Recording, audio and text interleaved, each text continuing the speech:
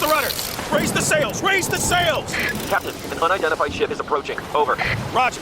Wait, is that an Enterprise sales solution? Reach sales professionals, not professional sailors. With LinkedIn ads, you can target the right people by industry, job title, and more. Start converting your B2B audience today. Spend $250 on your first campaign and get a free $250 credit for the next one.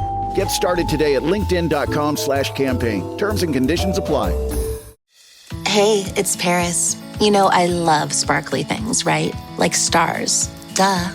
And thanks to Hilton and AutoCamp, I just slept under them. Picture me, serving looks by the fire outside my luxurious Airstream, making s'mores with the kids, while a national park is our backdrop. The great outdoors meets Hilton hospitality. That's hot. Explore all the new ways to stay at Hilton.com. Hilton for the stay. With a major selection of the looks your kiddos love, starting at just $4 in the Walmart app, a new school year means a stylish new them. Who knew? Find skater skirts and Crocs that say, I'm casual but cool. Sparkly sneakers that say, it's my classroom, you're just learning in it. And preppy polos that say, I'm the teacher's pet, even if they're mommy's menace at home. Find their favorite styles starting at just $4 in the app. The Walmart you thought you knew is now new.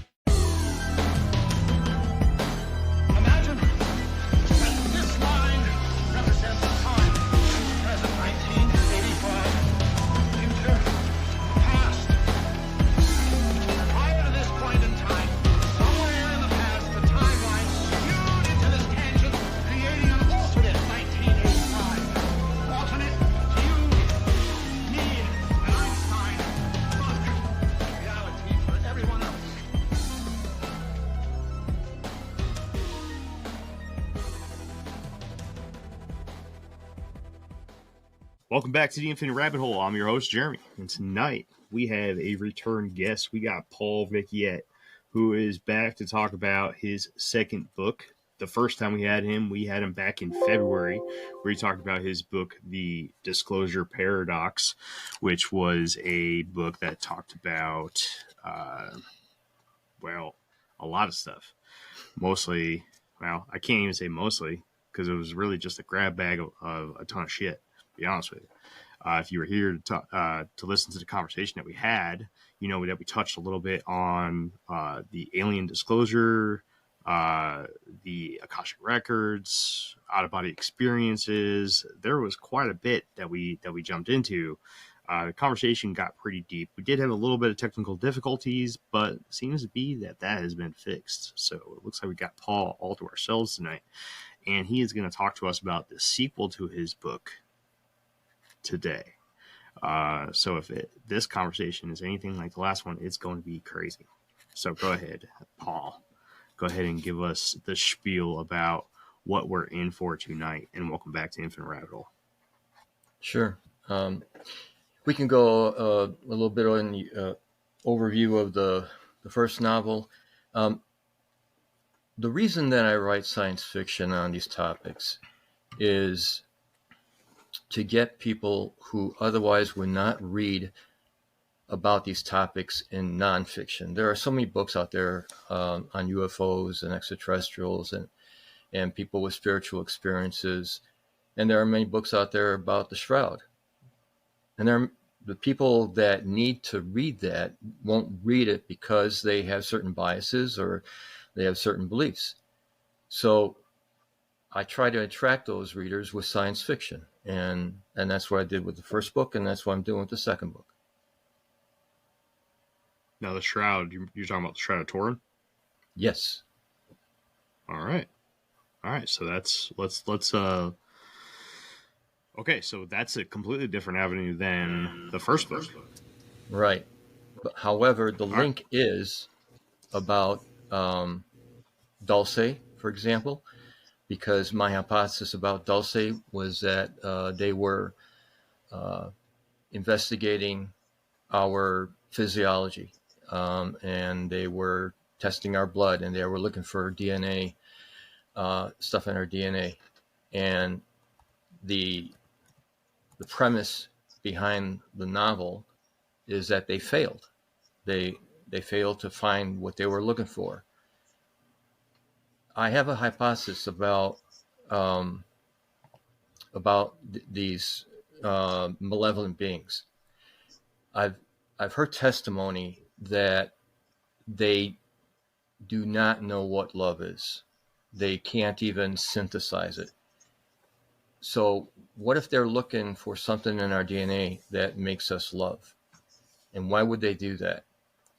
Because the benevolent beings use love as a signature when they greet each other in distance, in space, in craft. In other words, they're telepathic. They don't use radio like we do. It's all with the mind. So the hypothesis is, what if the malevolent ones can actually synthesize love, use it as a way to fool the benevolent ones and then ambush them? And that's what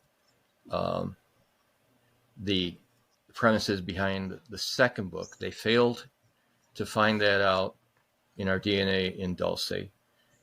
And so they realize that there's another source for that kind of DNA, and that is in the Shroud of Turin, where you have Jesus's blood, and he's a hybrid. He's human and then part benevolent entity, and they want that to copy for their own, to weaponize over. So that's the link in the two books. DNA. So take a step back there. Something that we really haven't dove into very much in this podcast as of yet is the allure of Dulce, New Mexico.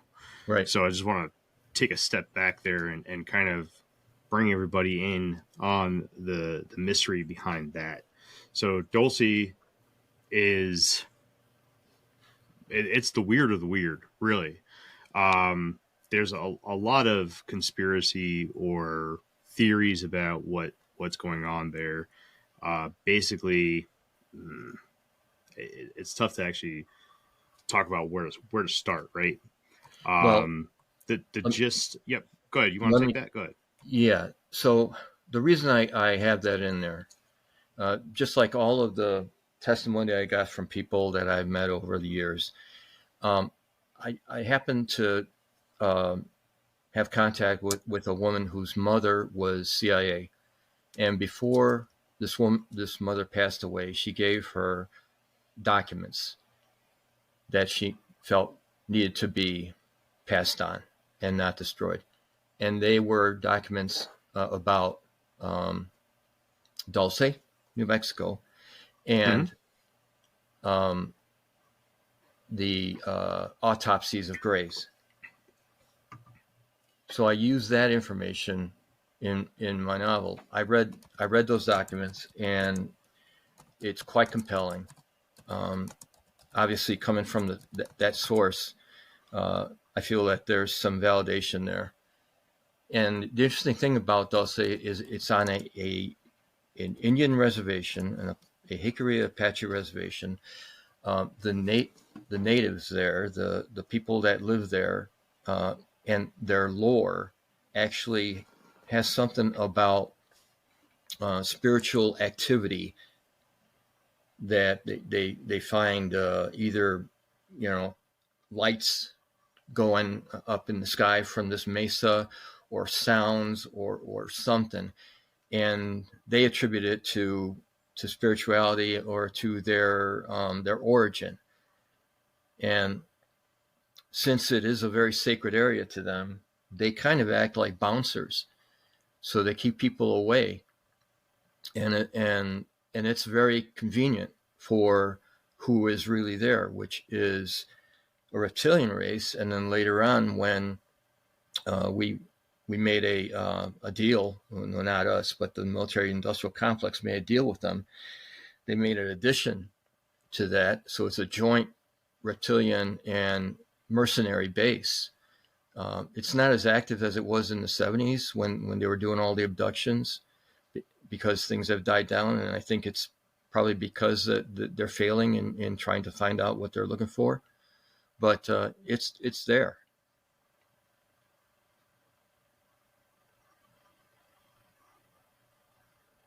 You're muted, Jeremy. Yeah, you were muted. Yeah. Look at that. It's like I haven't done this before.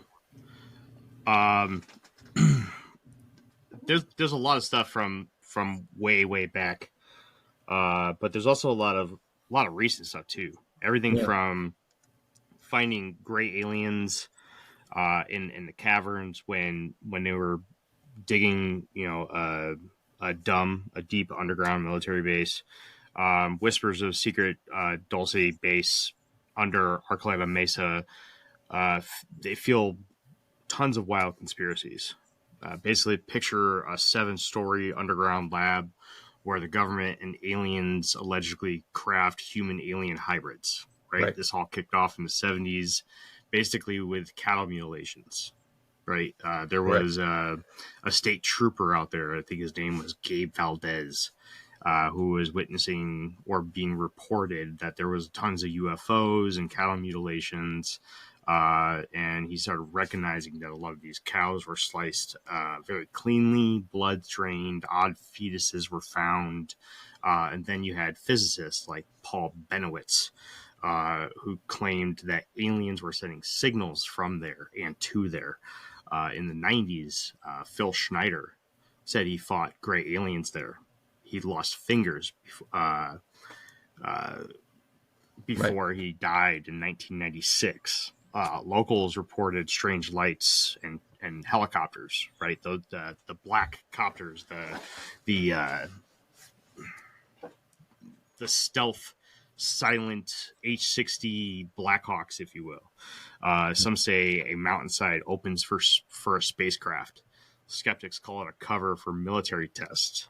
Maybe linked to even nuclear projects in like the 60s. No proof of this ever exists, but Dulce UFO Conference, which is held, I think, annually, keeps everything alive because people flock there all the time, and this stuff continues to basically grow in the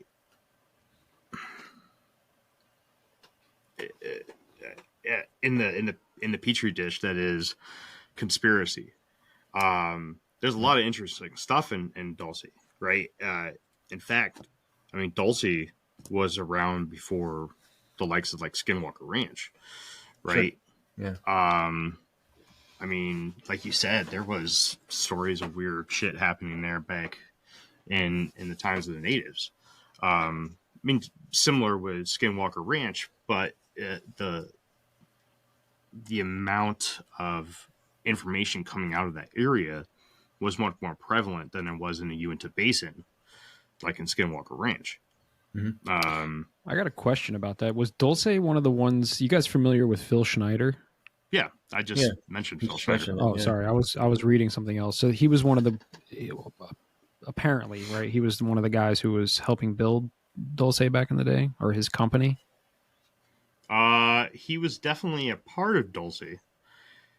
He was one of the guys that dug and came across those creatures on the ground, right?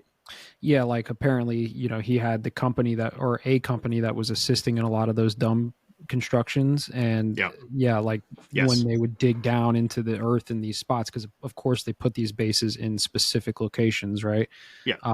That in at least one of them, if not more than one, they came across like underground caverns that were like already there with beings inside, and the ant people. Yeah, that's how his hand got all deformed, because apparently, like, they got into confrontation with some of these beings. Dulce was the area where that happened. That was okay. That's what I was wondering, if that was the spot. Okay. Okay. Yep. Sorry, I was reading something else when you were talking about that, so I didn't catch you talking about him. So. Yep. So now we're tracking. Tracking. Yep. Yeah, I just wanted to make sure everyone was kind of on track of how important that place is, or how important that may be to your story. I don't know the story yet. I haven't had a chance to read the book. But when somebody mentions Dulce, it tends to be a highlighted place. So I just wanted to make sure, because we haven't really dove into the lore and everything behind Dulce here on Infinite Rabbit Hole yet. We really should, because it's absolutely fascinating. But I just wanted to take a second there and make sure people understood what you were implying with that. Mm-hmm. Sure. Okay. Jeff, did you have anything there, bud? No. I mean, I'm curious to get into like some of the Shroud of Turin stuff, to be honest with you, because I have my own thoughts about that personally. But yeah, I'm stoked to get into that. So, well, let's Paul. Yeah. Where do you want to take us next, man? Well, all right. So the first book is almost like an autobiography, and there are a couple of things that I want people to take away from it. It's called the disclosure paradox because I feel that disclosure will lead to something that is not anticipated, which is the paradox. I feel that the reason that governments have been slow on disclosure is that they've been warned by entities that disclosure will lead to unacceptable events. And their concern, the entities are concerned, is that it would lead to contact, which will lead to a technological exchange. And because of the negative forces that are on this planet, greed, lack of ethics, that will combine to take that technology, weaponize it, and then we will use it against them. So that's what they're concerned about, and that's what the story really is in the disclosure paradox. That's why I call it that. There are a couple, tenets that I want the readers to understand. If we're talking spiritually, and that is that others have a greater impact on our lives than we have on ourselves, and that I do explain the concept of fate and destiny, and that it is real. Everyone has a role to play. Some are larger than others, and I think I feel that my role was actually talking about what I am talking about in the second book, which is getting people to learn more about the Shroud of Turin. So what happens in the second book is a conspiracy to steal the Shroud of Turin. It's a plan with an insider in the Vatican, and he teams up with a malevolent force. I call them the Archons. They are like demons, and they want to get a hold of the DNA. The thing about the relationship between the Archons and the Shroud is that even if you mention the name of Jesus, it terrifies them.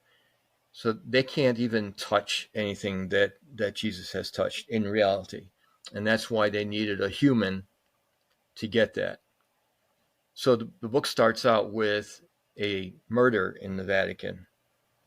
And the murder is of a war buddy from one of the heroes in book one. And that is the Ranger, former Ranger, Robert Ladd. So that's how the book starts. And he goes to the Vatican and teams up with Interpol, with the U.S. Embassy. They help him out to get into the Vatican, to seek out who was responsible for the death of his friend. that's pretty much the beginning of the plot. But there's a very strong spiritual content in there, and so Robert Ladd starts out as an atheist, but because of what happens to him and his visions that he's get while he's in a coma because he's attacked with nerve agent, much like the nerve agent attack of the British in 2018 by the Russians, if you recall that. I kind of follow that, and I researched that, so I made sure I was doing everything right in the story. But there's an entire chapter in that second book on the facts that authenticate the Shroud, and that's why a former Benedictine monk actually he's written the foreword for that novel for me. Now, I got to tell you something, though. I had no intention of writing this book because the first two books that I self-published first, they didn't do too well. So what happened was that this former Benedictine monk sought in the internet, he looked for a book that was about extraterrestrials and spirituality, and he found the first book, The Disclosure Paradox, and he liked it. And then he friended me, and This episode is brought to you by Nespresso and Samra Origins by the Weekend Coffee Collection. Introducing Samra Origins. My collaboration with Nespresso is a connection to my roots, to my mother, Samra. Coffee that hits the right notes. It transports you. Crafted with unique notes and bold, soaring flavors. Experience a taste that moves you. Nespresso and Samra Origins. Discover more at Nespresso.com. I was deep in it, gaming on Samsung Galaxy Z Fold 7. Unfolding the screen made it twice as big and so immersive, I kinda lost myself. Might have trolled a little too close to the sun. Someone in the chat told me to touch grass, so I took my Z Fold 7 outside and kept playing. Still won, got a tan, and a nice little reset. Powerful processor, realistic graphics, you stay locked in, streak stays alive. Can your phone do that? The new Galaxy Z Fold 7. Get yours at Samsung.com. This episode is sponsored by Friskies, who would like to tell your cats hi. Now, if that didn't get your cat's attention, there is one thing that always does the trick. Just pour some Friskies crunchy food in the bowl and you'll hear those paws come running. Works every time. With so many Friskies choices, you can always bring your cats running from their secret napping spots. There's always more to explore. See for yourself at friskies.com or visit your local store. he told me, you know what's missing from this book is the Shroud of Turin. And I didn't think much about it. And he started to send me documents, research papers from all over the world about the Shroud of Turin on every discipline: botany, forensics, hematology, archaeology, all of that. And it started to interest me because I was fascinated by all the things that was authenticating it. And so I decided to write an outline, gave it to him. He liked it. And then I wrote the manuscript 6 months after I wrote the outline, and I sent to him, and he liked it to the point where he's actually written the foreword for it. And it was this book that actually got the attention of an editor and a publisher. And when they found out that I had 2 other books in the series that I self-published, they wanted to see those. They liked them. We reworked them, and that's why the first one was published again in February of this year. So this one is actually a 3rd book, but it's actually a sequel to the second one. The second book was a prequel to the first one. So it kind of goes back to my, my hypothesis about the roles that we have, the people that we meet, the fate and destiny. There are so many things that had to happen for me to get to the point where I'm talking to you right now, that it's not coincidence. There was obviously a plan in place. So, question for you: when it comes to the Shroud itself, do you believe that it is like legit? That it's actually Absolutely. Yeah. Okay. Because I've always been kind of iffy. I haven't done a lot of research on that particular item, right? Yeah. Personally, I'm familiar with it to an extent, but I've also, in my conspiracy travels, right, I've always come across those guys who claim that the depiction of Jesus that we all know of, like what he looks like, is actually a depiction of Pope Alexander the Sixth's son. Right? Have you heard this before? No. So Pope Alexander the Sixth was known as like the father of Christianity, right, during the Roman Empire, and apparently his son is the image that we all see as Jesus, right? Okay. He used like his own son's likeness when they started like, you know, printing these books, if you will, and like drawing all these depictions of Jesus back in the medieval times, right? Those medieval times, he said? It was like in the 13th century? Yeah, it's like 13th century or something like that. It's a few hundred years, you know, or quite a long time actually. It's like 1400 years after the time of Jesus. So correct. Now I know that there is like some forensic evidence and like carbon dating and things like that. Well, from what I understand, the carbon dating of the shroud goes back to like 13 something. Correct. Yeah, and I have an explanation on that.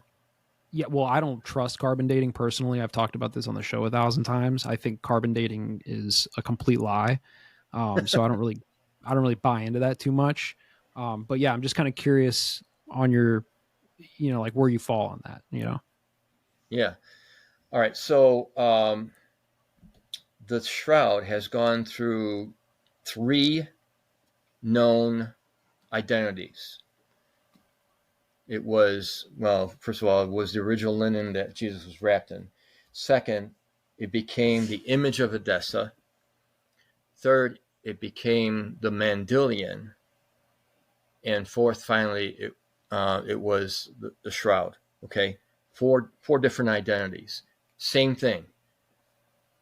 The image of Edessa, someone in around 530 AD took the linen, folded it, put it in like a pillowcase with a hole in it, and stored it.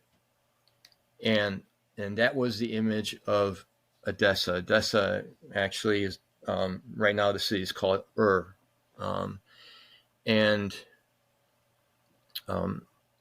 What happened was that this was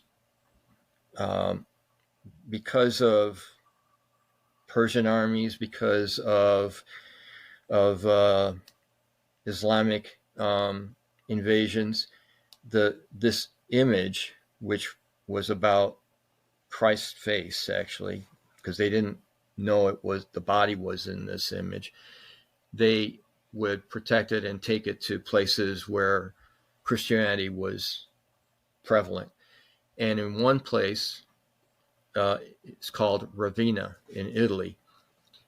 And in Ravenna, you have what's called, there are mosaics, and the style of the art is called Christ Pantocrator. And what that is it shows his face with the halo. And the face is exactly as the image on a shroud, complete with the trauma on the nose from the broken nose and, you know, everything else. The artist actually literally took the hole in that linen and put it on that mosaic. And that's the first time that we see the halo. So the halo came from people seeing his face in that like case. So your point about the son of the Pope is flawed there, because his image actually appears in 530 AD in a mosaic in Ravenna. Now, regarding the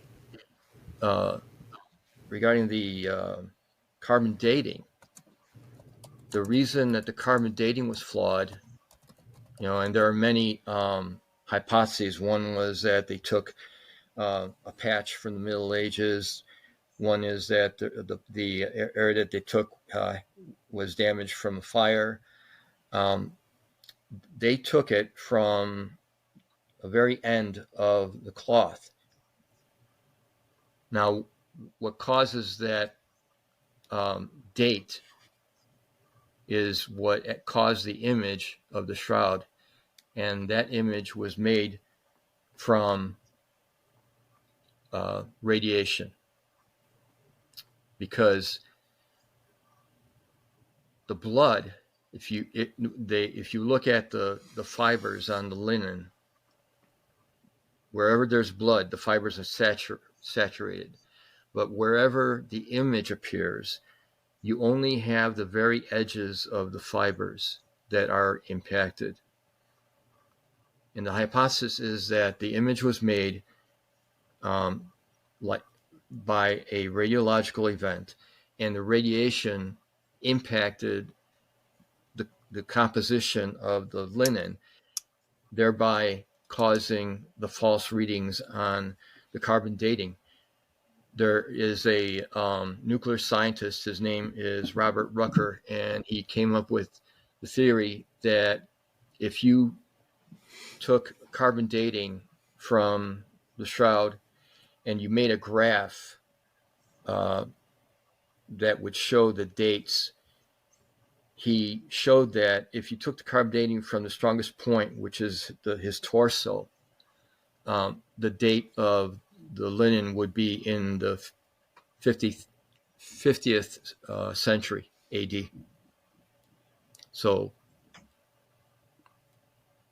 that's called the absorption hypothesis. Gotcha. Interesting. Yeah, I mean, I buy those explanations, and the one about the Pope's son. Honestly, I never really knew how to feel about that, although I thought that was an interesting theory, that it was the Pope's son's depiction that is Jesus. But I'm not tied to it in any way, so I'm tracking with you. I've never heard the thing about the Pope's son, and it might be the same guy, but I've heard something about like a Caesar Borgia. Yeah, that's who that is. It's the same guy. Yeah, it's the same guy. So, yeah, I'm always the one that's quick to say that the elites will like invert or pervert information just to like throw the rest of us off. And that could very well be an example of that, where it wasn't really the depiction of his son that we all see as Jesus, but that they told us that it was the depiction of his son, just to kind of, muddy the waters, if you will. So I'm with it. Yeah, I don't know too much about the shroud, to be honest with you, to even hold a candle in this conversation. Yeah, I didn't want to derail it too much, but I was curious about your thoughts on that. But no, that's cool. I like that. Yeah. The one hypothesis I have about why the Vatican is not acknowledging the shroud as authentic is actually there's a good reason for it, and there's two elements that contribute to that. The Vatican they want to protect the shroud. They want to protect the shroud from extremists who would be insulted by the Vatican saying that the shroud is real and that there was a resurrection and that Jesus Christ was more than just a prophet. And then the other is that there are very wealthy people that have strong Christian background that would like to have that, and not only have it, but they would probably break it apart and sell it off to the highest bidders. So the Vatican is strong about that, and they maintain that there is no object that they will authenticate because it's about faith. It's not about proof. It's not about evidence. And that's the way they stand on it. But I feel that they're actually protecting the shroud for those reasons. I could see that. And my conspiracy brain also throws in that that third option too. Like a lot of people will say that the Vatican is no longer what it used to be, right? There's bad actors now that run the Vatican, so there could be something there too, right? Like they just don't even want to go there because they know it's true. You know what I mean? But yeah, I have a chapter where Robert Ladd has a meeting with the chief of staff of the Vatican, and they kind of share secrets, and the Vatican knows about the archons, but they don't know that, they call them the archons, and so Robert Ladd tells them what happened, how they were able to save the shroud, and it's a very interesting chapter because the reader kind of gets an idea that these guys are actually hiding something from us, but then you get to understand why they are hiding for it. I mean, they have an office that is solely responsible for investigating, people that have had visions or visitations, claim to have, some sort of spiritual event happen to them, and they call that office the Office of Dicasteries. But the one thing that I've studied and researched is that they are very slow to authenticate those experiences, and that is to protect the people themselves rather than to hide the facts. That makes sense. Yeah, Jeremy, you got to read David Icke's book, man, because he talks all about these archons, dude. Remember I was talking to you about the archons a couple weeks ago? Yeah. Right? So it's a whole thing, man. But yeah. I think that the gargoyles that are shown on Gothic churches, I think those are depictions of the archons. So a little off topic, but yeah, since your last book kind of delved into a lot of different stuff, and you're already at the Vatican, do you touch on the chronovisor at all? The what journal? The chronovisor, Father Arnetti's chronovisor. I'm not familiar with that. No, okay. We'll pass that. I was just curious. Do you go into the talk about the archives and everything? Oh, the Vatican archives? Yeah. It's briefly mentioned in that one chapter where Robert and the Cardinal are talking and sharing secrets. Yeah. Chronovisor is a legendary, supposedly non-existent device created by Italian physicist and Benedictine priest Father Pellegrino Ernetti, which was claimed to allow people to view past events like a time television by capturing residual electromagnetic echoes from space-time, while Ernetti claimed it showed historical moments like the crucifixion of Jesus Christ and was hidden in the Vatican. There is no specific evidence. Blah, blah, blah, blah. Wow, it's said to be in it's said to be in the Vatican archives, and it literally supposedly just looks like a tablet, like a little electronic tablet that you can view any point in historical past. You can watch any event, and that you get a whole bunch of people that are coming out now that you have quantum physics right at the cusp of science, or at the frontier of science, and quantum entanglement really being looked at, and the true nature of that concept being discovered. They're saying that Father Arnetti's chronovisor could potentially have been a real thing if they had some sort of inside intel of how quantum entanglement worked. Which they most certainly would have, right? Like the Vatican is one of the most powerful institutions in the world, right? So I would argue that just like we talk about the military industrial complex has technologies 30 years ahead of the public, I would argue the Vatican probably does too. So I could see that being that's a good point. Yeah, this book right here, it's no shit. paid over $100 for this stupid book. I say stupid book only because I paid over $100 for it. But it's a phenomenal book. So, are we talking, advanced technology, or did he actually invent that? Well, it was. I don't want to get too far off track. I don't want to get too far off track. I can kind of fill you in off the bit. Yeah. I want to make sure I'm not taking away from your book, man. Okay. I just want to know if you touched on it or not. But you should definitely look into the chronovisor if it's something that you haven't in the past. And this book, if you're interested in it, it's by Peter Carassa. And the only place I could find it is on eBay. Hey, well, your question, Paul, like, did he invent it or was it advanced technology? I mean, if when you kind of understand how these archonic entities operate and how they utilize human beings for a lot of their, happenings in like 3D world, right? In our reality, then both of those things could be true, actually, right? He could have invented it, and also it's advanced technology, and also it's, given to him by archontic.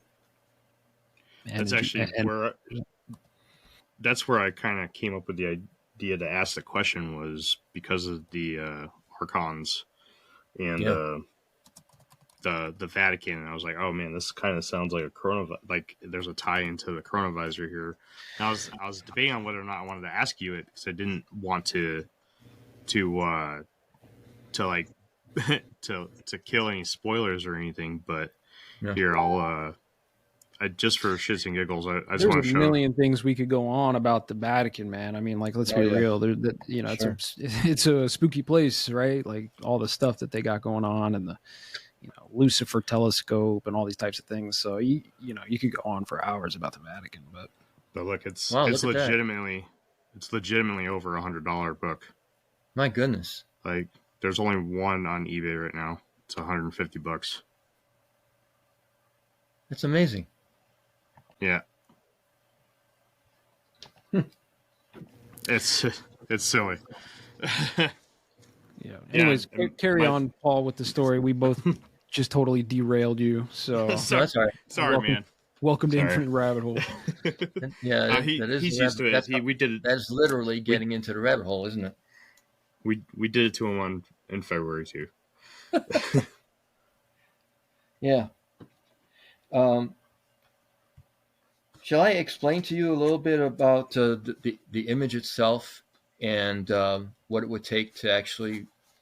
Hey, it's Ryan Reynolds here from Mint Mobile. Now, I was looking for fun ways to tell you that Mint's offer of unlimited premium wireless for $15 a month is back. So I thought it would be fun if we made $15 bills. But it turns out that's very illegal. So there goes my big idea for the commercial. Give it a try at mintmobile.com/switch.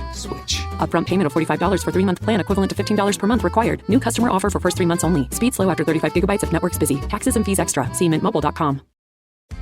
Are your business expenses playing hide and seek? With Uber for Business, the small spends that slip through the cracks, like rides and meals, go right where you need them. Because it integrates with leading expense platforms, you can say goodbye to surprise costs, missing dollars, or chasing receipts. Everything's track downable. Uber for Business. Make small steps that make a big impact. Learn more at uber.com/small steps. Don't chew on that, Max. Cooper loves that chew too. Oh, now he's into Cooper's food. Wow, he is loving it.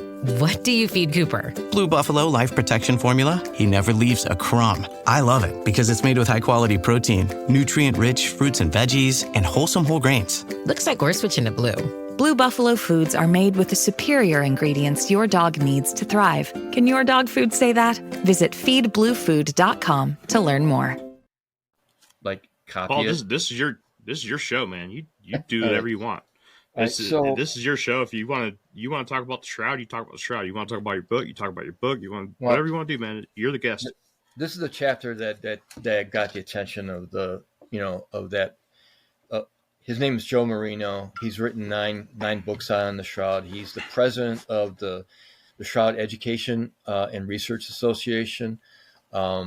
He's got a website.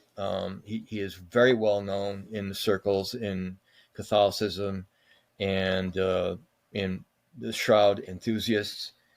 And I'm very fortunate that he actually, endorsed my novel. The one thing is that in 2011, the Italian National Agency for New Technologies hypothesized that the conception of a mechanism to simulate the process done to make the image on the shroud. And they concluded that it required a high number of individually calibrated micro lasers to make the three-dimensional image, because that's what you have. You have a three-dimensional image of a person. The amount of energy to power those lasers will be equivalent to 34 trillion watts applied at 1/40,000th of a second to preclude damage from excessive heat. We don't have that technology. Our strongest laser is 8 billion watts. So you have to understand that there's something otherworldly about this relic. Yeah.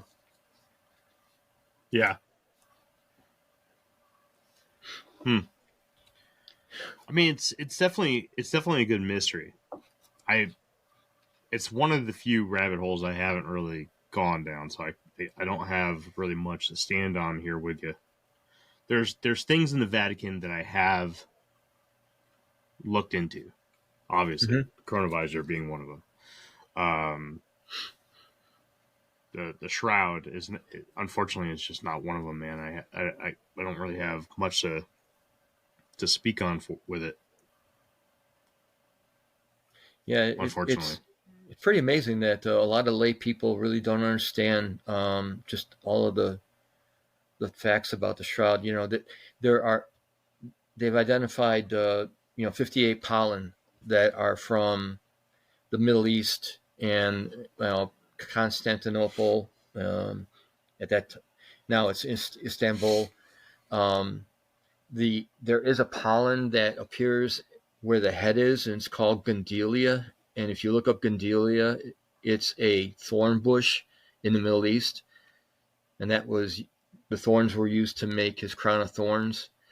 And yeah, there it is. You can see all of the marks on his back are from a tool that the Romans used called a flagellum.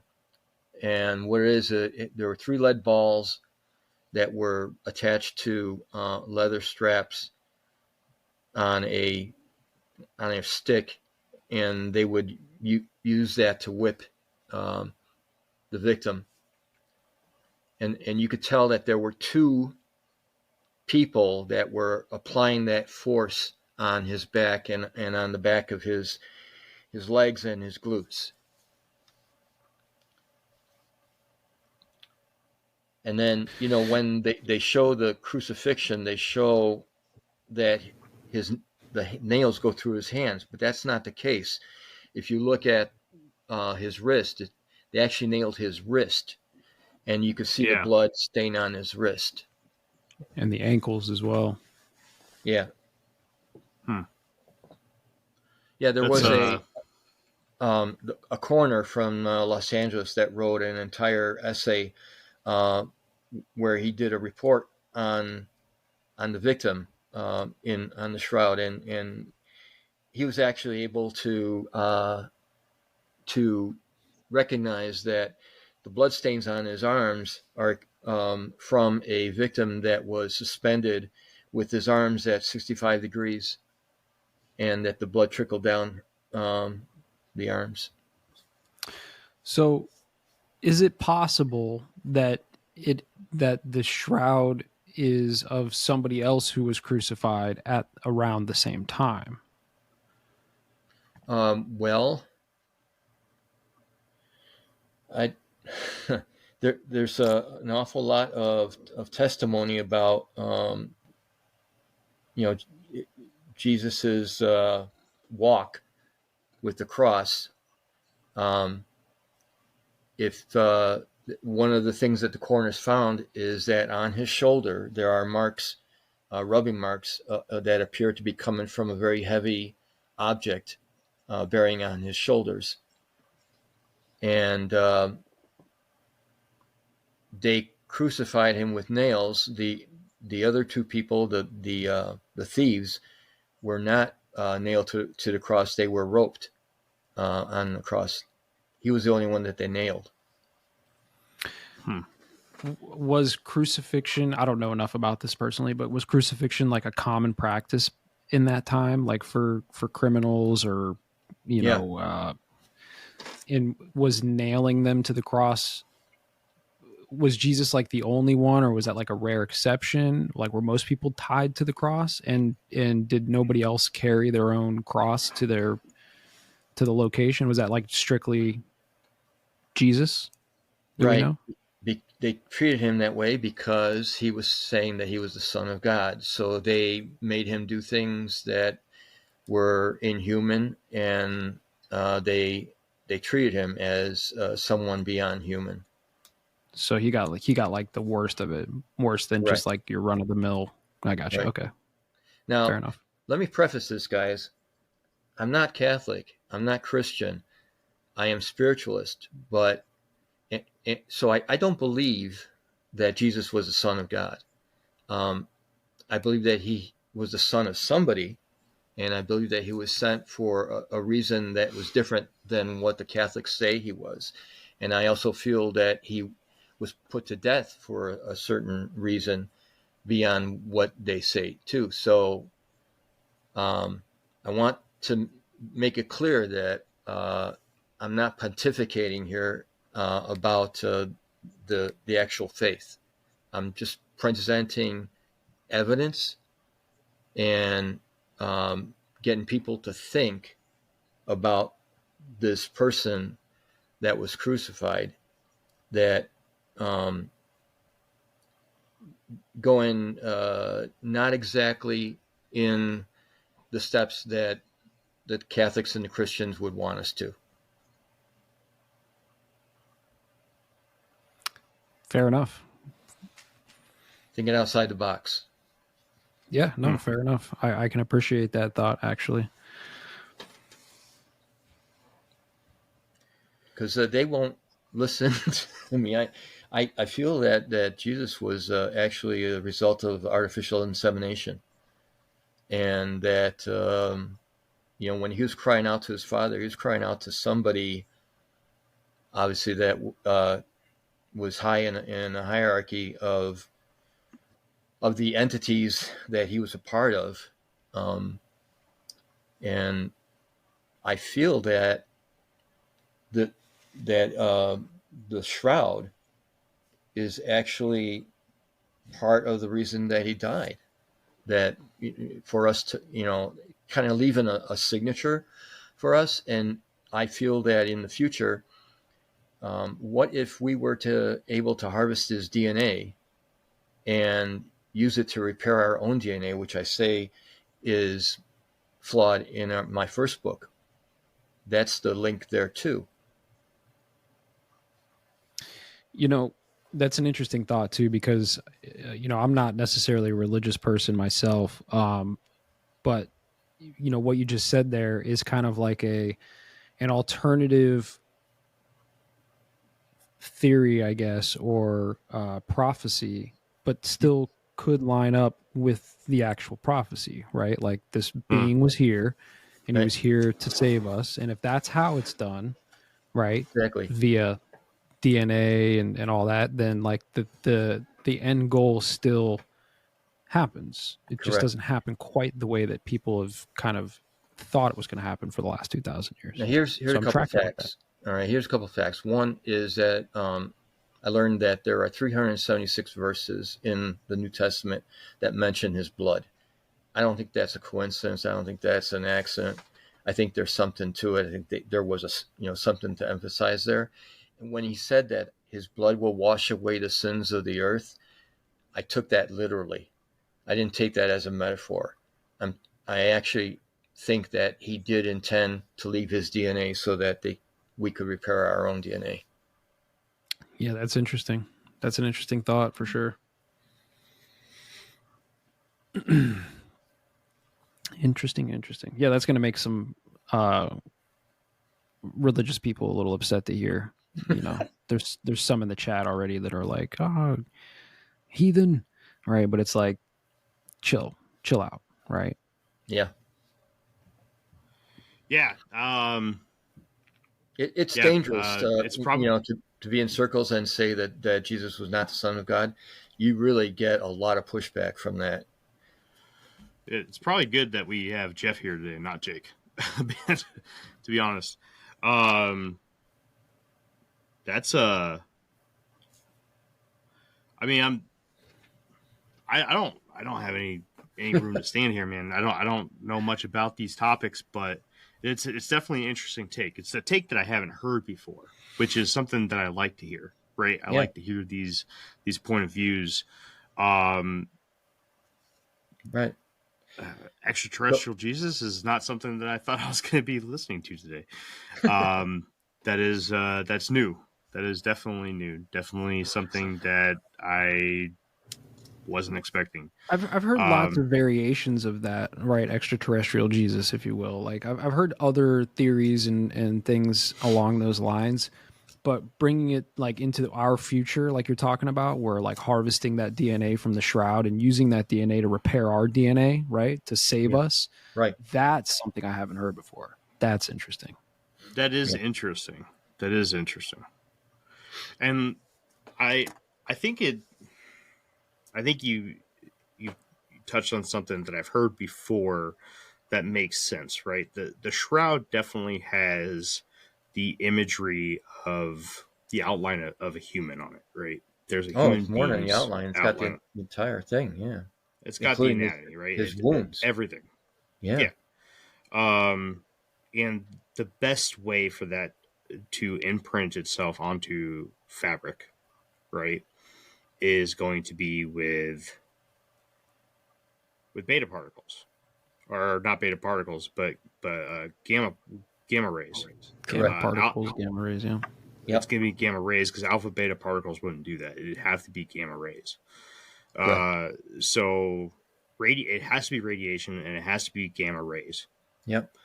Do you remember? I don't know if you know it, but in the Bible, when he is resurrected and he goes in and he speaks to Mary and he speaks to Mary Magdalene when they're outside of the tomb, he tells them, and he's glowing, and he tells them, "Do not touch me." Do you remember that?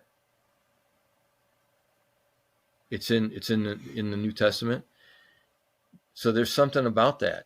You know, there's something about that radiation theory.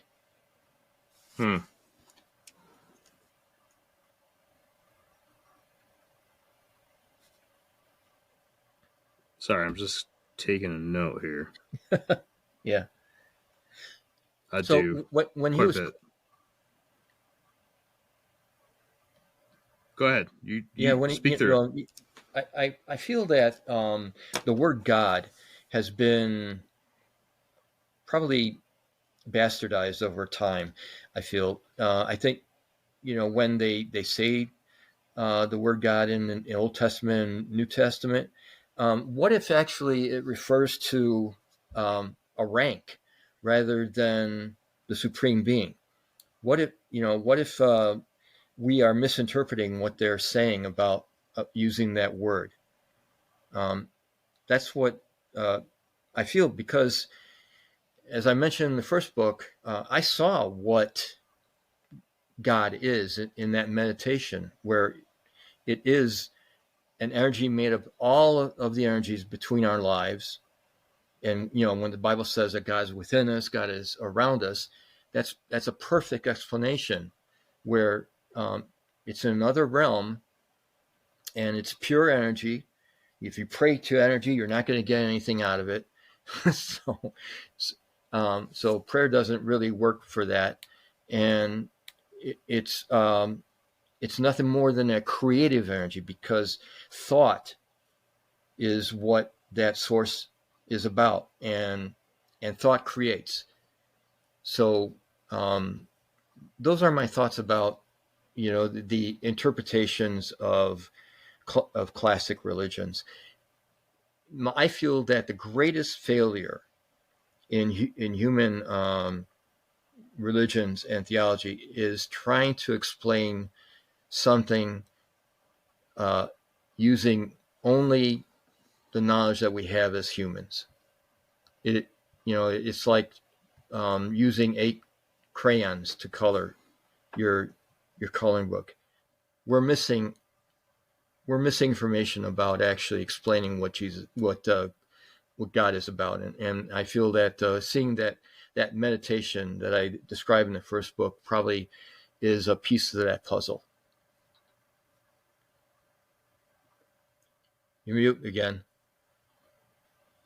Oh, I'm sorry. I'm trying to answer questions on the TikTok chat too, that don't show up here. So I'm trying to keep them updated as well. Are there hostile people there? Nope. Okay. No. Surprisingly, I get chewed out on TikTok every time I go live on TikTok, so I don't do it anymore. We do have a few people in the Twitch chat that are a little, I wouldn't say perturbed, but, like you said, when you talk about these types of things, people who are strong in their faith, they get a little uncomfortable or angry to some extent. Yeah.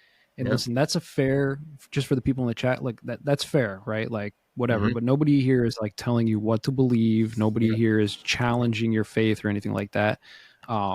This is a podcast about fringe topics, and this is a fringe topic. So, just take it with a grain of salt. And if you're like a hardcore believer in whatever faith you follow, like, great, good. Like this doesn't have to like compete with that or like anything like that. So I just want to say that for the people in the chat who are a little bit uncomfortable with this conversation, Yeah.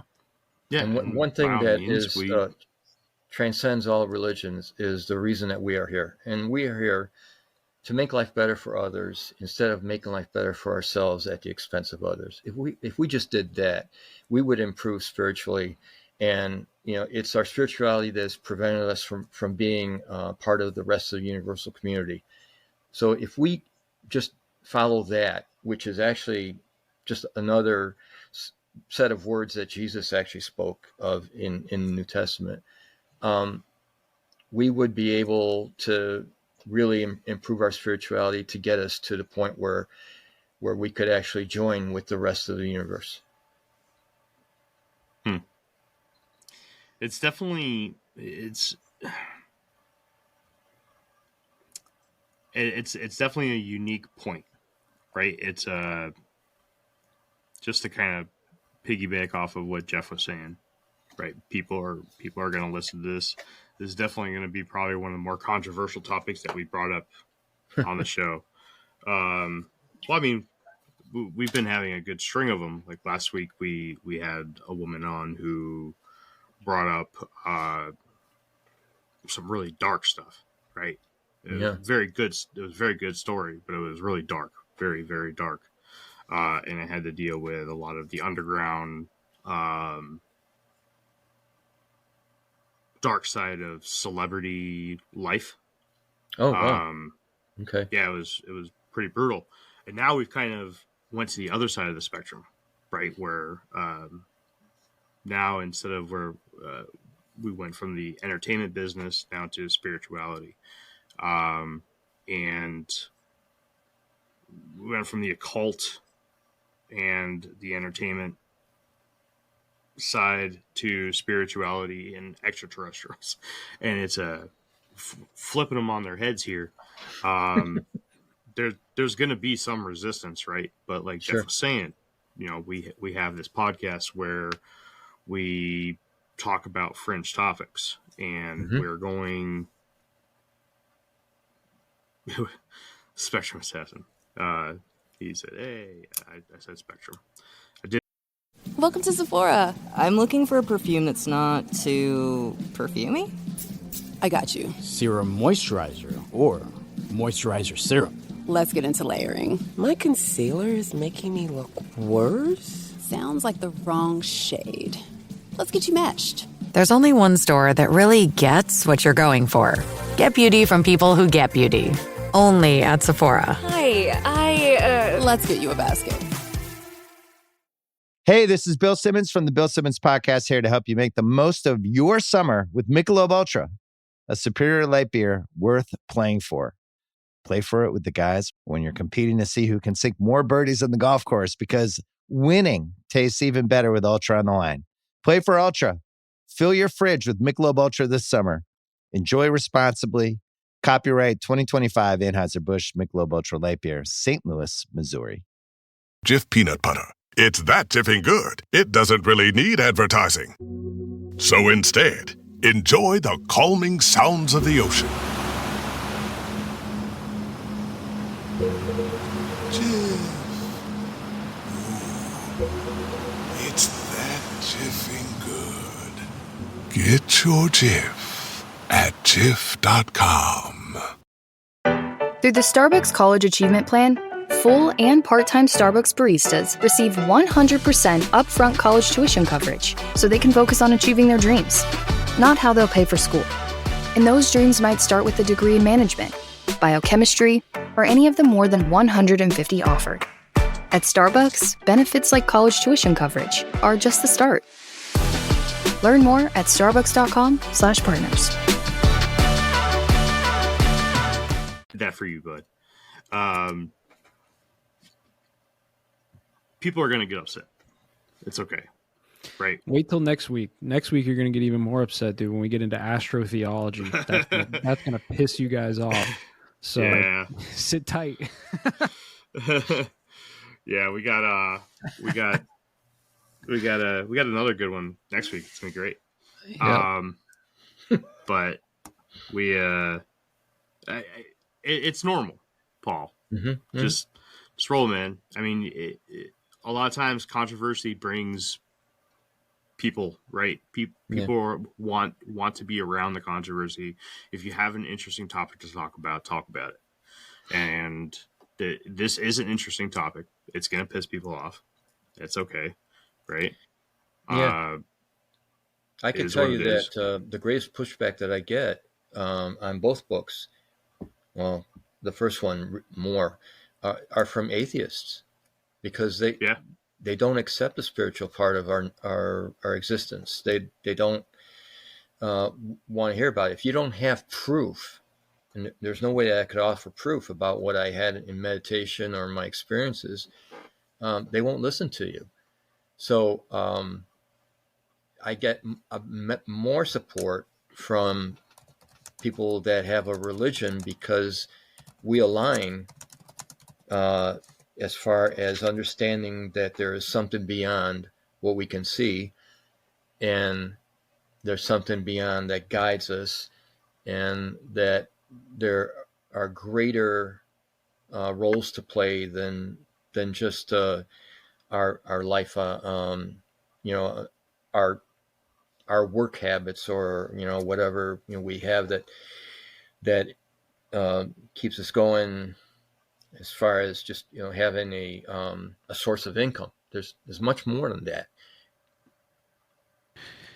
I don't want to push this along or anything like that, but I am also interested in kind of getting into, because at the very beginning you talked about the plot of the book, there being something about they were using the facilities in Dulce to harvest our DNA to try to find this love gene or whatever, right? And correct. Unable to do it. Could you maybe get into that a little bit and how that kind of ties into the Shroud and stuff, just in case anybody missed the very beginning? So in the first book, Mary Ellen goes to Dulce because she recognizes that her son is one of the abductees, and he's in one of the tubes. So she comes up with a plot to get people to go over there. She finds Katrina, who has psychokinetic powers. She gets Robert Ladd, who is a ranger, and they are able to rescue not only her son, but her and 20 other victims that were in those tubes in the laboratory. And with her help from the Arcturians, who she has a connection with, they essentially beam up all of the individuals back to their planet to repair their DNA, because they've been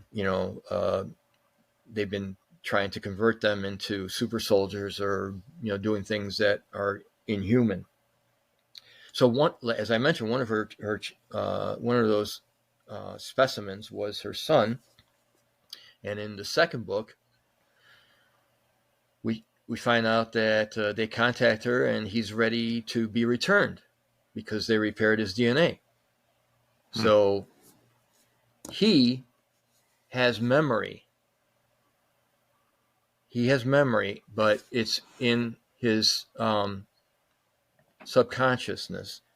He has memory about being in the tube and seeing and also hearing and feeling the intent of his captors.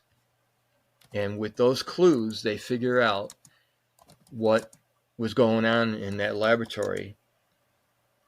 And at the same time, Mary Ellen, who is the mother, and she's a spiritual psychic, she's watching TV, and she sees something about the release of the Shroud of Turin, because it's near Mardi Gras. So the news is talking about that, the Vatican is going to release the Shroud of Turin for people to see in public, and it's be a great event. So she goes into meditation, and she's allowed to see the shroud in her meditation. And then she focuses and she sees the blood, and then it gets closer and magnified, and she sees the chromosomes, and then finally the DNA. And then she's brought back, and she doesn't know why she's allowed to see that. So that's part of the puzzle of the plot. And you combine that with her taking her son and going to regressive therapy and learning about what happened while he was in captivity. And he tells them that his captors were frustrated, not finding what they were looking for, and just giving up on the test. And that gets us closer to understanding why the shroud is coveted, and why Blue is the son, why Blue has this role to play in the plot.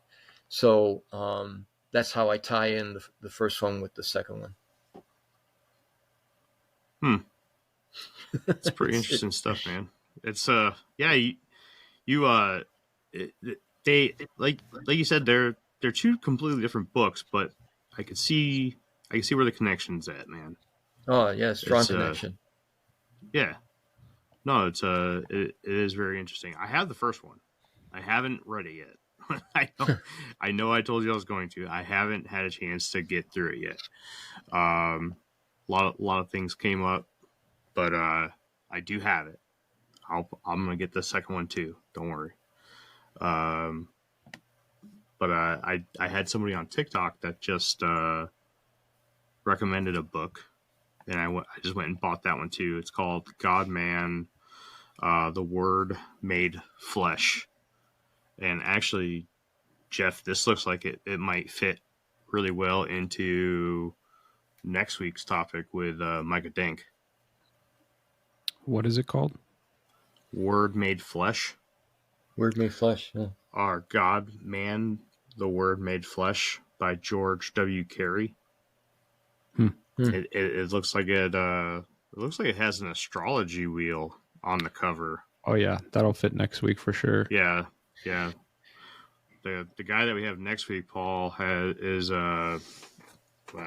what is he, like an astrotheologist? He's like one of the biggest astrotheologists. So his whole thing is that he basically he's let's just use the word decoded, not just the Bible, but the Quran and the Torah and all these religious texts, and he's like found correlations with astrology, if you will, right? And not like the astrology where you just go and like, what's my daily horoscope, but like real like ancient astrology. And he brings up a lot of connections where, like, I mean, just like a simple example would be,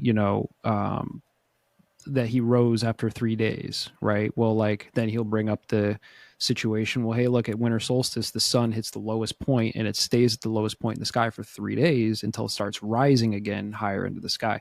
So it's just one very basic example, but he goes really deep into like the names of things and, all of the kind of like cryptic messages that are in theology and how that ties to theism. Yeah. Okay. Micah's a good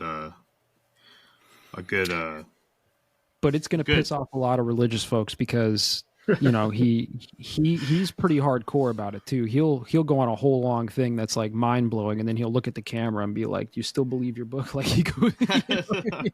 he's kind of abrasive about it, but what are you going to do? Yeah, he's I a just personality. want people to stay curious, to think outside the box, to ponder beyond what they've been indoctrinated in. That's all. Yeah, no, I'm with that 100%. And I'm not one to like shit on anybody's religion or anything like that. I'm not necessarily a religious person, but and I respect people's beliefs. But I'm the same as you, right? Like I want people to kind of think outside the box a little bit and consider the possibility that, hey, that book, whatever book you follow, might not have all the information, right? Like there's things that have either been tampered with or left out or just misunderstood over time, mistranslated over time. Like things might not be quite what you think they are based off of those books, so. Correct. I've been hearing, just since we're on the topic, man, there's been a lot of stuff that I've been hearing lately about like the Book of Enoch. It makes me wish I knew more about it, but I've been hearing a ton of stuff about it that's make me really want to dive into it. Fucking buy it and read it, Mr. Bookman. Yeah, but I don't know anything else like there's Book of Enoch or anything, man. There's also a book that was redacted that I was made note of, and that's the Book of Thomas.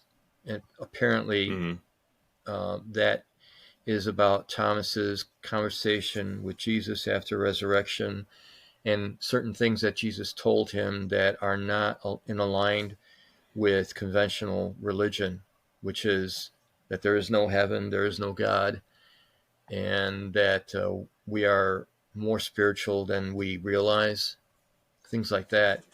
But it was tossed out for a number of reasons.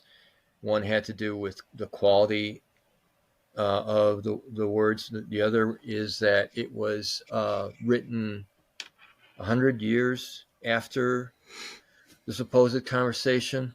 So that doesn't sit well with people. But, the books of John and Mark were written like 88 years after Jesus was crucified. So there's we'll never, I think, know the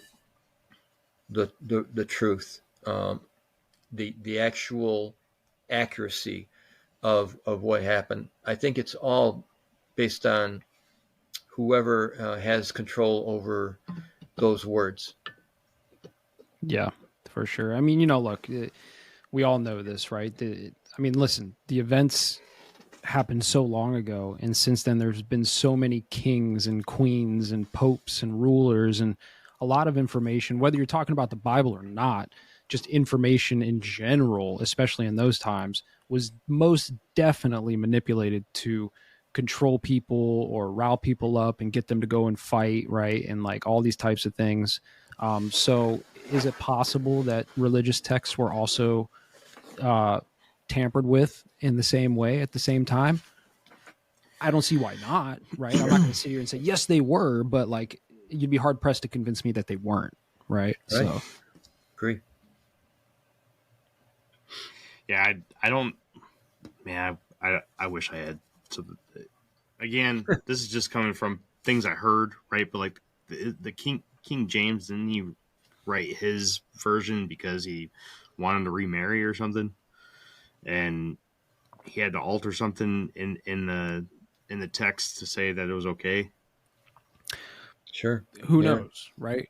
Who knows? Yeah, that's the whole thing, right? Like, none of us were in the rooms back then. None of us were in the secret rooms where they were trying to figure out, like, hey, how are we going to print this? You know, because, you know, all these books, you know, and again, I'm not talking about just the Bible, right? Like any religious text or any text period back in those days before the printing press came out, you know, who knows what they were kind of like propagating as far as like to the people. And then when the printing press did come out, there were some serious conversations in some back rooms that were like, what do we print? Yeah. And how do we print them to distribute them? It would be pretty interesting to, it would be extremely interesting. Like if somebody were to get a hold of a real time machine, right? And go back and grab one artifact to grab one of the original Bibles and compare it to what we have now. Well, people looked all over the world for all that stuff, man. I mean, like, people don't like to hear this, but like, dude, what do you think the Nazis were doing? They were all over the world looking for shit. They were going to ancient sites. They were going to Tibet. They were going to all these places, and they were looking for stuff. And they probably found some stuff too, because those guys were assholes, man. They, you know what I'm saying? You know, who knows what's in a vault somewhere? We don't know. We have no idea.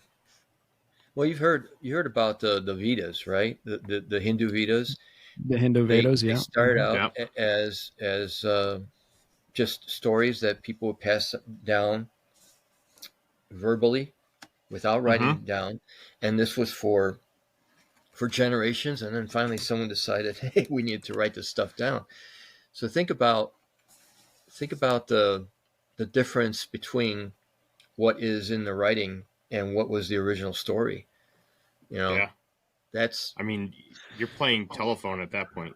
I was just gonna say it's the telephone game, right? You can't even go like they've done experiments on this. You can't go around a circle of 20 people and keep the story straight. So how are you going to go through a story of 20 generations, right, and keep the story like perfect? Now they probably did a really good job because they did use, and Michael will talk about this next week. They did use like the stars and things like that to like keep these stories pretty dialed in. But yeah, I mean, and listen, there's cultures around the world right now that they still don't write down their religious texts because they think that it's like an abomination of some kind, right? Like you cannot write these things down because once you write them down, like it changes the essence of what the thing is. So, how much of that happened, right? How accurate is that? Yeah. That is interesting. Yeah. All right, Paul, what else you got for us, man? We're about an hour and 20 minutes in now. All right. So if you're looking for quality of writing, I got it for you because the first book has a 4.73 rating on Goodreads. That's pretty high. Very good. With over 48 reviews. And I keep getting 5 stars from people that read it. But I feel the second one's even better. And the second one is not as, it doesn't have as much of the UFO and meditation stuff as the first one. Still does. But, I see a question there. What does Paul think the oldest Bible is? Wow. There is a museum in D.C. It's called the Museum of the Bible. And I was there, and you have to be there for a long, long time. There's just an entire floor where they explain the origins of the Bible, and they have the versions there.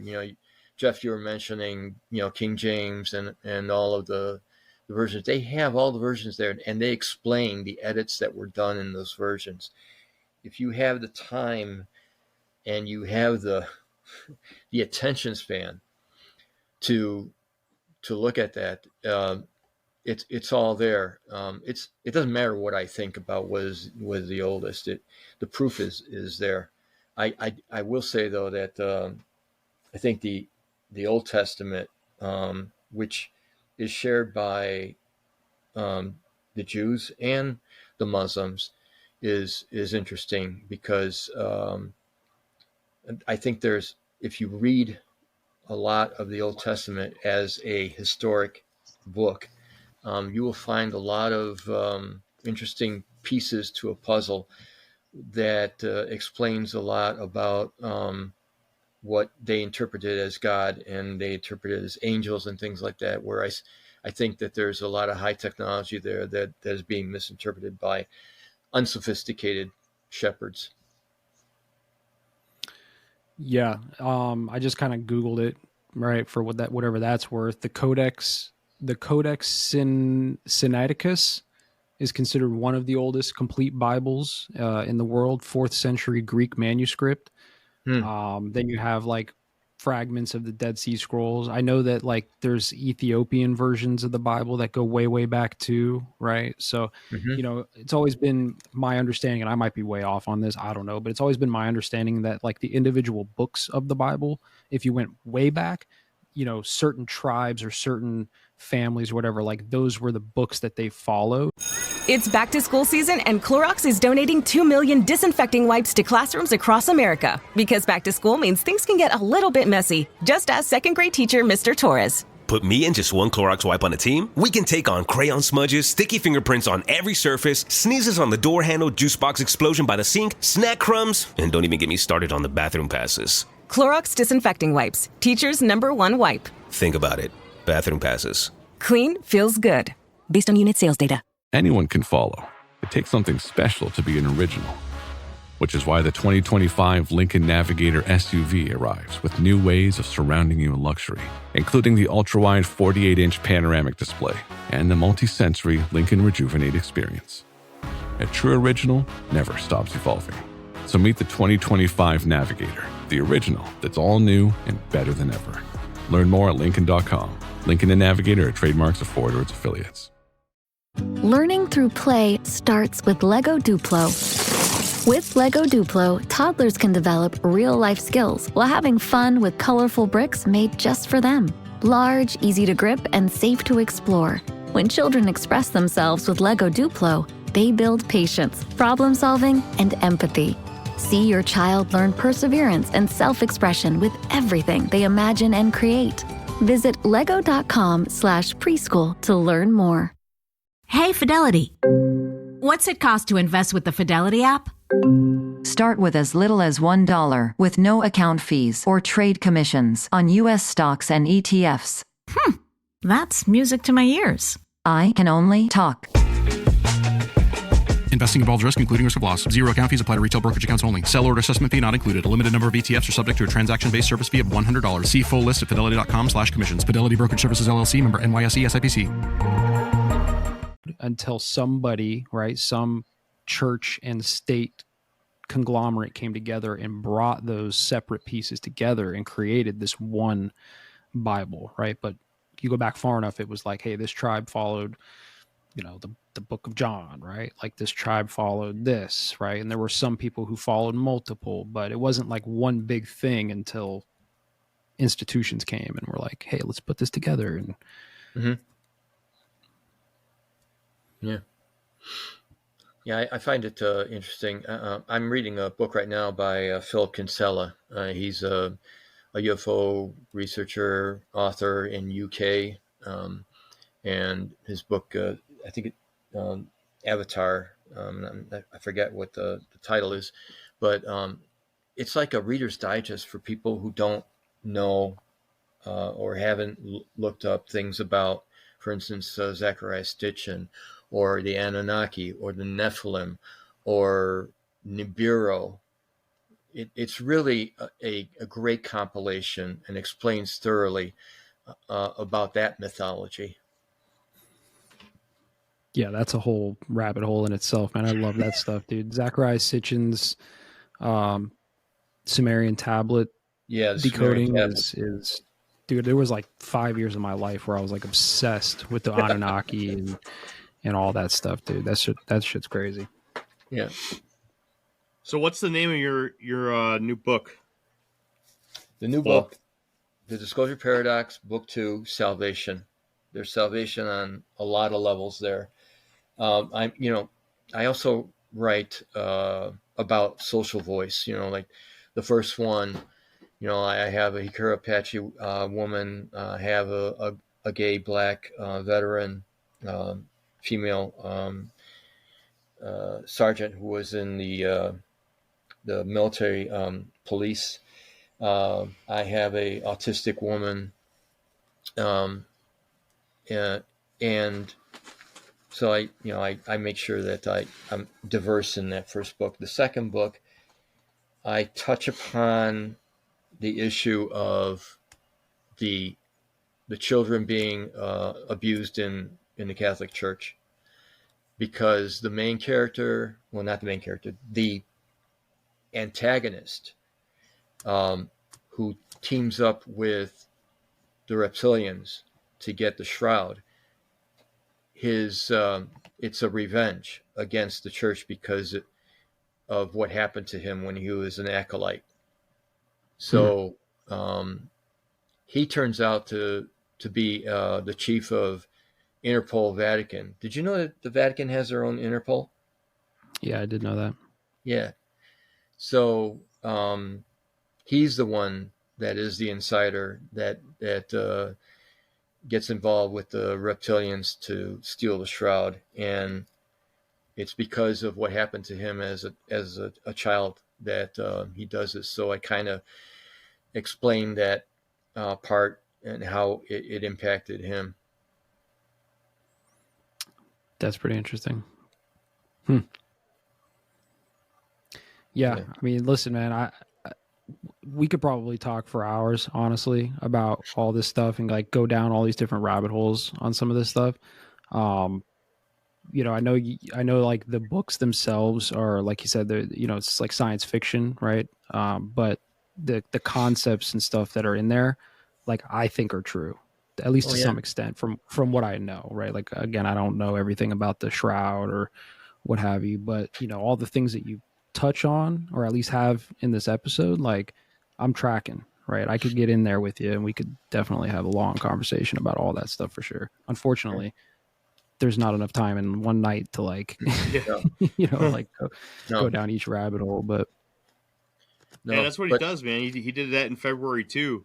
He gave us this mosh pit of topics, and I think we got through 2 or 3 of them. When we look back, it was 2 hours into the episode. We were like, crap, man, we got to go. That's how you know it's a good episode. Right before you said it was like an hour and 20 minutes, like I looked up and it was like an hour and 16 minutes. And I was like, damn, dude, like that's how I know it's a good episode, when an hour plus goes by and like you have no idea. Yeah. Sometimes Jeremy will make me sit here and listen to Bigfoot stuff for 2 hours. And I'm like, we haven't done a Bigfoot episode in a while. So you could tell your audience that I have a website. It's the disclosureparadox.com. In there, they could actually read about both books. There are excerpts for the first book. There are reviews that I have right now in there. There the character descriptions. But for the second book, I have Joseph Marino's foreword, and I have a couple reviews that are pre-publication reviews in there, and I'll be adding some more stuff in there as we go along. And in this second one, it could be pre-ordered so that it arrives when it's released, which is the 16th of September. And it's doing pretty well right now in pre-orders. I'm pretty happy about it. So it's good. Well, it's always good to have you on, man. So when you come up with the next one and Bigfoot joins the mix, and you got a whole bunch of other things that we can force Jeff into that he's not interested in, but I am. Let's do that so that he can sit there and look all bored, and then I can. Yeah, the next one will be about the origins of Katrina, who is psychokinetic, and her father, who was one of the Army privates that was recovering the debris from the Roswell crash. Okay. Ooh, spooky. Yeah. Hey, that's a pretty good one, man. There's a lot to go on with the Roswell crash. Oh yeah, a lot. Yep. We could dive into that quite a bit too. We could dive into that. We could dive into the nuclear testing that was happening, or the atom bomb testing that was happening at the time. See, he said the origins of Katrina, and right there I was like, "Oh, the hurricane," and I thought that's where I went too. That's where I went too. That's where I was too. Some weather modification. I was like, "Yeah, dude, let's go." Yeah, but then you talked about Roswell one of the characters way before that. Yeah, no, I got that when you finished the sentence, but I jumped the gun in my mind. I was like, "Oh, origins of Katrina. We're going to talk about chemtrails and weather modification." But no, absolutely. Well, Paul, you put out your website. Do you have anything else to put out? Do you have socials or anything else that you want to plug before we shut her off for the night? I have nothing else going on. I'll be doing local book signings. Hopefully, if the second book comes out, strong, I'll certainly be around the country. All right. Well, I want to give a special shout out to the stupendous man over on TikTok. Sat there and gave us 5,000 likes. Oh wow, that's great. Really appreciate that. We got a couple people to share. I mean, all kinds of TikTok's jumping, bro. You got to get that damn stream key so they can see the whole episode, not just look at you the whole time. I don't know how to do the stream key thing. I'll figure it out. I'll figure it out, man. I'll figure it out. All right. We got a couple followers today. Number one, Megumi Glazer followed us. We hit 70 followers on Twitch tonight. Wow. So that's really cool. Good. We got that. That's another milestone. So thank you all for that. A lot of cool milestones today, everybody. I'm on Blue Sky as a PGV author. And then I'm on, Facebook. I Paul Vecchiet, writer. And I've got like 4,200 followers on Blue Sky, which is pretty good. Nice, man. Nice. Yeah. Well, make sure you share the episode when it comes out, man. Yeah, I will. So looks like Danny just joined the chat. Danny. Better late than never. Danny's always a good guy. Danny loves our authors. Danny will probably check out your stuff. He's a true listener, true fan of books. But we are now at an hour and 35 minutes in. Yep. We've been streaming all over the internet, everywhere. Thank you to everybody that's taking the time to tune in. Thank you to everybody on TikTok. Thank you to everybody on Twitch. Thank you to everybody on YouTube, X, everywhere else that we've been streaming. This has been we didn't get a ton of people on Twitch today, but we had a ton of people everywhere else. Let me tell you. Good. And Paul, thank you again. It's always a pleasure, man. We look forward to having you back on for What Doesn't Kill Her? I'll have to get post the links for his stuff in the chat. Oh, let me do that real quick. Okay. Yeah, and Paul, maybe you can come on like after the book comes out, like excuse me, like a couple weeks or something after the book comes out. We can get a little more in depth. I don't want you to like spoil the book on the show before it comes out, right? But like maybe once it comes out and it's been out for a little while, you come back on and we can go a little bit further down this one before talking about the next one that you got coming out too. That'd be cool. All right. Yeah. Oh yeah, there's the pre-order on Amazon right now. I got you can see it. It's on the pre-order. Here's I'll put this here. Here is, if you're on Twitch, there is the link to the first book. Shout out to whoever just boosted the Twitch channel too. I see that. Boosted the Twitch channel? Yeah, there's like a little boost thing that people can do, and they did it. Oh. Well, I appreciate that, whoever did that.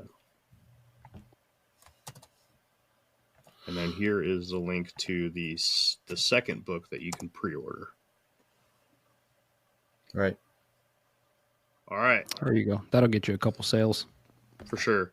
And then we'll, like I did the first time, I will post the links with the episodes once they come out, which I believe this one will come out on the 8th. I'm pretty sure will come out on the 8th. But, all right. That's it. This one's for real now. Now that I got all your links out, Paul. If you can hang tight for just a few minutes after I sign off, that way I can have Riverside pull all your audio and video, and then we'll cut you loose. All right, man? Sure. All right. I'm Until good. next time, travelers, remember, next Sunday, every Sunday at 8 p.m. Central Time, that's 9 Eastern and 6 p.m. Pacific, you can be right on twitch.tv/Infinite Rabbit Hole, where you can see myself, my co-host Jeff, and our guest for the night, if we have one, which next week we will have Micah Dank talking about his studies in astrotheology. It's quite a long presentation, but we're here for it, and it's going to be a blast. I've heard good things about this. Jeff's already kind of got a peek underneath the curtains. He's seen this once before, if not 5-7 times before. And he says good things about it, so I'm looking forward to it. Until next time, travelers, we'll see you right here in the next fork in the path of the Infinite Rabbit Hole. Bye, everybody. Peace.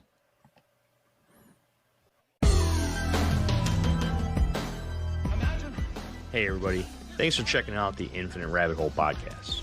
If you're looking for more of our stuff, head on over to infiniterabbithole.com, where you can find links to all the podcast players that we are available on, and even our video platforms such as TikTok and YouTube. While you're there, make sure to check out all the links for our socials and hit that follow so you know when all the new stuff from our podcast comes out. And until next time, travelers, we'll see you right here in the next fork in the path of the Infinite Rabbit Hole. Goodbye.